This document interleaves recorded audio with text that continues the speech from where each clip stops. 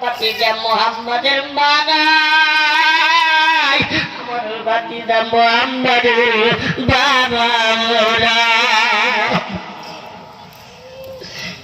ভাতিজা রে, আমি কি আছি তোমার একটা চাকরি দিতে হবে। কাদিজাতুল কুবরা রাদিয়াল্লাহু তাআলা আনহা মক্কার মধ্যে সবচাইতে ধনস্থ ব্যক্তি ছিল। ও মাদান জি আমার, কাদিজাতুল কুবরা রাদিয়াল্লাহু তাআলা আনহা ডাকতে বলছে, চাচা আমি তো চাকরি দিতে পারবো না, আমার তো কোনো গোষ্ঠানি নাই। কাদিজাতুল কুবরা রাদিয়াল্লাহু তাআলা আনহা ডাকতে বলছে, চাচা কাকে চাকরি দিতে হবে? বলে মুহাম্মাদের চাকরি দিতে হবে।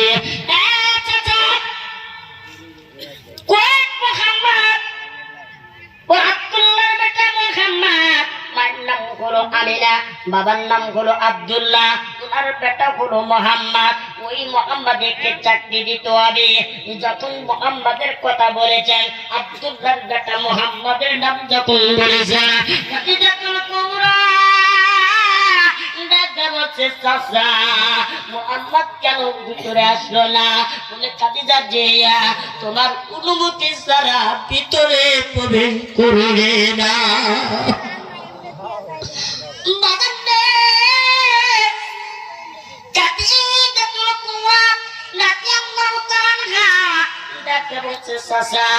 আমি কোনদিন মুহাম্মাদকে নিজ চোখে দেখি নাই। আমি মুহাম্মাদের নাম শুনেছি, যে নবী একবার দেখলে তামাম গুনাহ কেটে যায়।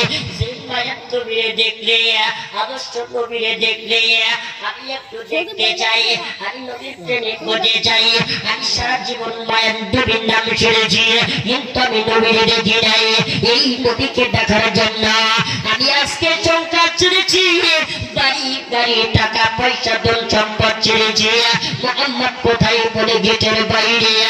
এইবার সঙ্গে সঙ্গে কাদিজাতুল কুবরা রাদিয়াল্লাহু তাআলা আনহা সুন্দর করে আসমানি কিতাবের ভিতরে দেখতেছে। মার নাম হলো আমিনা, বাবার নাম হলো আব্দুল্লাহ, ওনার নাম হলো মুহাম্মাদুর রাসূলুল্লাহ। তার আকৃতি থাকবে এরকম ভাবে এক টুকটা মেঘ এসে মাথার উপর ছায়া দিয়া রইবে। একটা বাচ্চা এক টুকটা মাথার উপর ছায়া দিয়া রইবে। বাদাম দিয়ে আমার দুই পাশে দুইটা সাপ এরকম পাহারা দিবে। তার ভিতরে নূর চমকাবে। এইটা কাদিজাতুল কুবরা রাদিয়াল্লাহু তাআলা আনহা আসমানের কিতাবটা করে সারা জীবন পড়ে দেখতেছে, কিন্তু কোনোদিন বাস্তবে দেখেন নাই। যখন মুহাম্মদ